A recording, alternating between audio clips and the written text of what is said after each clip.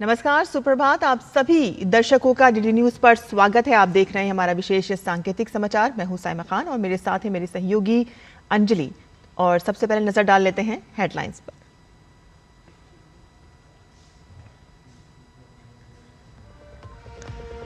बिहार विधानसभा चुनाव के पहले चरण की अधिसूचना आज। 6 नवंबर को 121 सीटों पर होगा मतदान। एनडीए और इंडी गठबंधन में सीट बंटवारे पर फंसा पेच। जनसुराज ने जारी की प्रत्याशियों की पहली सूची।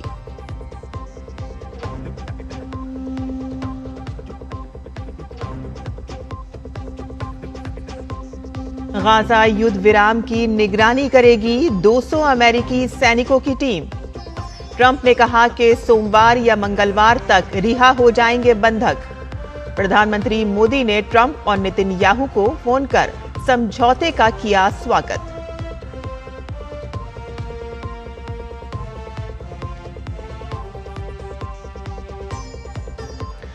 नई दिल्ली में आज भारत और अफगानिस्तान के विदेश मंत्रियों की मुलाकात।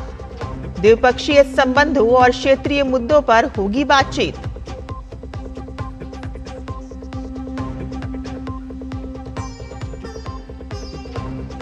सुप्रीम कोर्ट में आज कई बड़े मामले। करूर भगदड़, जम्मू कश्मीर को राज्य का दर्जा बहाल करने और दिल्ली एनसीआर में ग्रीन पटाखों के निर्माण और बिक्री से जुड़े मुद्दों पर होगी सुनवाई।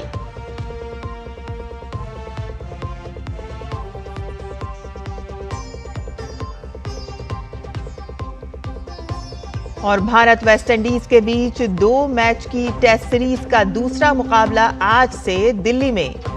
1-0 से आगे चल रही टीम इंडिया की नजर क्लीन स्वीप पर।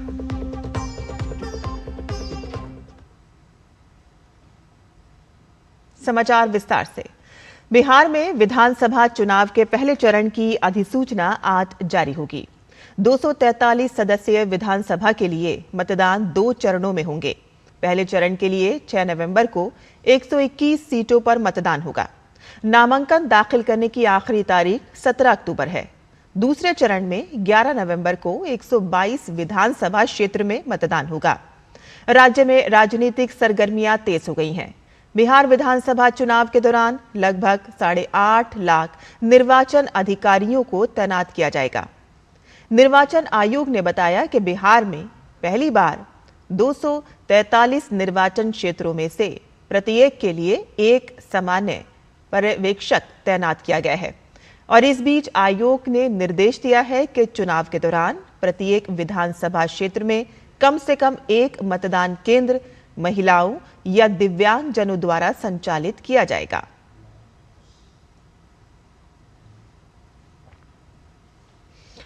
और बात करें बिहार में सीट शेयरिंग की, तो एनडीए गठबंधन अगले 1-2 दिन में स्थिति साफ कर देगा। बीजेपी का कहना है कि जिस सीट पर वो जीत दर्ज नहीं कर पाई थी, उसके उम्मीदवारों के चयन के लिए पैनल तैयार करने का काम पूरा हो गया है। लेकिन इन सब के बीच भाजपा और चिराग पासवान के बीच सीटों की संख्या पर बात पक्की नहीं हुई है। कहा जा रहा है कि चिराग पासवान 35 सीट मांग रहे हैं।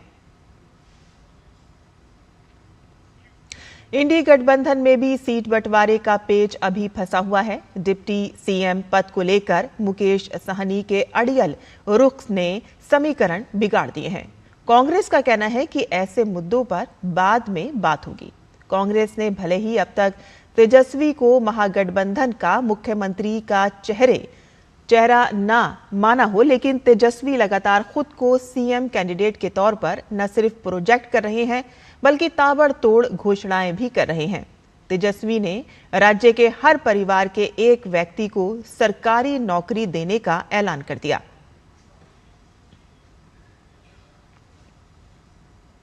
वहीं एनडीए और महागठबंधन के बीच एक तीसरा कोण बनाने का दावा करने वाले प्रशांत किशोर ने अपनी जनसुराज पार्टी के 51 प्रत्याशियों की पहली लिस्ट जारी कर दी है, जिसमें कई प्रभावशाली नाम हैं। पहली लिस्ट में जाने माने अधिवक्ता वाई.वी. गिरी, भोजपुरी गायक और अभिनेता रितेश पांडे समेत कई अन्य बड़े चेहरे शामिल हैं। कहा जा रहा है कि कल 11 अक्टूबर से प्रशांत किशोर राघोपुर से चुनाव अभियान शुरू करेंगे। अमेरिकी राष्ट्रपति डोनाल्ड ट्रंप ने गाजा शांति समझौते पर कहा कि सोमवार या मंगलवार तक सभी इजरायली बंधक रिहा हो जाएंगे। उन्होंने कहा कि गाजा समझौते पर पहुंचने के लिए ईरान पर हमला जरूरी था। हालांकि उन्होंने ये भी कहा है कि अमेरिका ईरान के साथ मिलकर काम करेगा। ट्रंप ने उम्मीद जताई कि अब मध्य पूर्व में स्थायी शांति आएगी।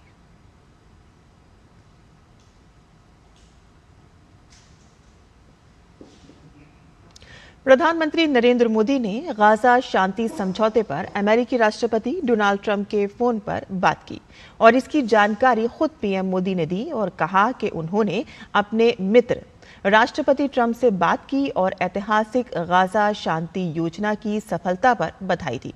व्यापार वार्ता में हुई सकारात्मक प्रगति की भी समीक्षा की।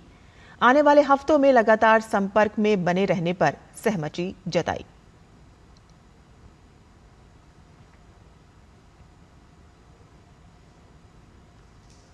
अमेरिकी राष्ट्रपति के अलावा पीएम मोदी ने प्रधानमंत्री नरेंद्र मोदी ने इजराइल के प्रधानमंत्री बेंजामिन नेतन्याहू से भी बात की। उन्होंने सोशल मीडिया प्लेटफॉर्म एक्स पर लिखा कि राष्ट्रपति ट्रंप की गाजा शांति योजना के तहत हुई प्रगति पर बधाई देने के लिए मैंने अपने मित्र प्रधानमंत्री नेतन्याहू को फोन किया।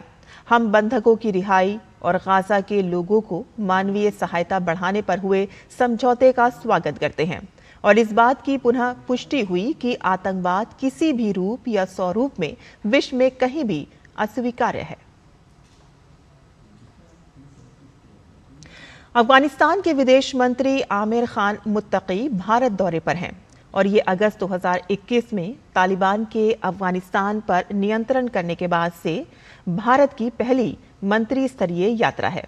मुत्तकी आज नई दिल्ली में विदेश मंत्री डॉक्टर एस जयशंकर के साथ वार्ता करेंगे और इस दौरान दोनों नेताओं के बीच परस्पर हित से जुड़े तमाम द्विपक्षीय और क्षेत्रीय मुद्दों पर चर्चा होगी। विदेश मंत्रालय ने कहा कि भारतीय पक्ष इस संवाद को लेकर उत्सुक है। ये यात्रा आमिर खान मुत्तकी को संयुक्त राष्ट्र द्वारा विशेष छूट दिए जाने के बाद संभव हुई है। विदेश मंत्री डॉक्टर एस जयशंकर ने इस साल मई में मुत्तकी से फोन पर बात की थी और पहलगाम आतंकवादी हमले की उनकी निंदा की सराहना की थी। विदेश मंत्री ने अफगान लोगों के साथ भारत की पारंपरिक मित्रता को रेखांकित किया था और सहयोग को आगे बढ़ाने के तरीकों पर चर्चा की थी। अफगानिस्तान में हाल ही में आए भूकंप के दौरान भारत ने चाबहार के रास्ते कुनार प्रांत में राहत सामग्री भेजी थी। रक्षा मंत्री राजनाथ सिंह ने कैनबरा में ऑस्ट्रेलिया की विदेश मंत्री पेनी वोंग के साथ द्विपक्षीय बैठक की। दोनों नेताओं ने भारत ऑस्ट्रेलिया व्यापक रणनीतिक साझेदारी को और मजबूत करने तथा रक्षा, सुरक्षा और क्षेत्रीय स्थिरता में सहयोग बढ़ाने की अपनी प्रतिबद्धता दोहराई। राजनाथ सिंह ने भारत और ऑस्ट्रेलिया के बीच बढ़ती दोस्ती पर जोर दिया, जो लेन देन संबंधी हितों के बजाय आपसी विश्वास और साझा लोकतांत्रिक सिद्धांतों पर आधारित है। बैठक में वोंग ने ऑस्ट्रेलियाई समाज में भारतीय प्रवासियों के महत्वपूर्ण योगदान की प्रशंसा की और इस बात पर जोर दिया कि दोनों देश भौगोलिक रूप से दूर होने के बावजूद उनके दृष्टिकोण और मूल्य एक दूसरे से जुड़े हुए हैं। सुप्रीम कोर्ट में आज कई बड़े मामलों की सुनवाई होगी। दिल्ली एनसीआर में पटाखों पर स्थायी बैन हटाने के मामले में सर्वोच्च अदालत सुनवाई करेगा। केंद्र ने कहा कि सभी की सलाह के बाद रिपोर्ट पेश की जाएगी और इससे पहले 26 सितंबर को सुप्रीम कोर्ट ने national environmental engineering research institute और petroleum and explosive safety organisation certified green पटाखे बनाने की मंजूरी दी थी। करूर भगदड़ मामले में सीबीआई जांच की मांग वाली याचिका पर भी आज सुनवाई होगी और साथ ही एक्टर विजय की पार्टी टीवीके की उस याचिका को भी सुनेगा जिसमें मद्रास हाई कोर्ट के एसआईटी बनाने के निर्देश को चुनौती दी गई है।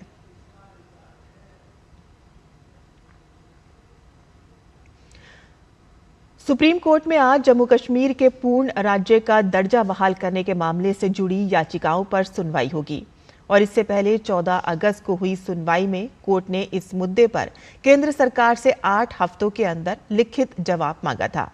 पिछली सुनवाई में सीजेआई ने कहा था कि कोर्ट सरकार के जवाब के बिना आगे नहीं बढ़ेगी। फैसला लेते समय सुरक्षा हालात और जमीनी स्थिति भी देखी जाएगी, सिर्फ संविधान की बहस पर फैसला नहीं होगा।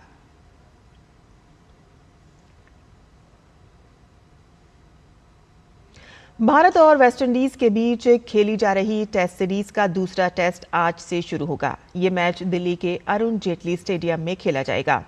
अहमदाबाद में खेला गया पहला टेस्ट जीतने के बाद भारतीय टीम 2 टेस्ट की सीरीज में 1-0 से आगे है। भारत की कोशिश रहेगी कि दूसरा टेस्ट भी जीतकर सीरीज को क्लीन स्वीप करे। कप्तान शुभमन गिल का कहना है कि टीम मैनेजमेंट तेज गेंदबाजों को सही से मैनेज करना चाहता है और युवा खिलाड़ियों को मौके देना चाहता है। आईसीसी महिला क्रिकेट विश्व कप में दक्षिण अफ्रीका ने भारत को 3 विकेट से हरा दिया। विशाखापट्टनम में खेले गए इस मुकाबले में भारत ने पहले बल्लेबाजी की और दक्षिण अफ्रीका को जीत के लिए 252 रन का लक्ष्य दिया, जिसे साउथ अफ्रीका ने 48.5 ओवर में 7 विकेट खोकर हासिल कर लिया।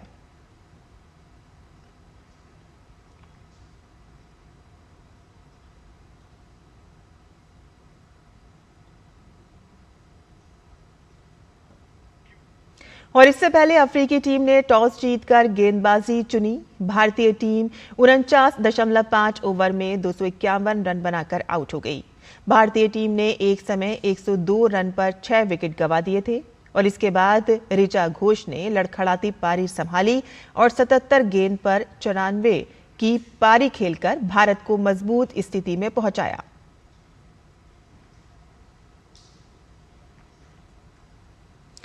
वहीं देश भर में आज करवा चौथ का पर्व मनाया जा रहा है। ये व्रत विवाहित महिलाओं के लिए अत्यंत शुभ और पवित्र माना जाता है। इस दिन महिलाएं अपने पति की लंबी उम्र, सुख समृद्धि और दाम्पत्य जीवन की खुशहाली के लिए निर्जला व्रत रखती हैं। करवा चौथ का व्रत सुबह सूरज उगने से पहले सरगी से शुरू होता है। इस व्रत में माता करवा की पूजा और कथा की जाती है। अब रात को चांद देखने के बाद ही ये व्रत खोला जाएगा।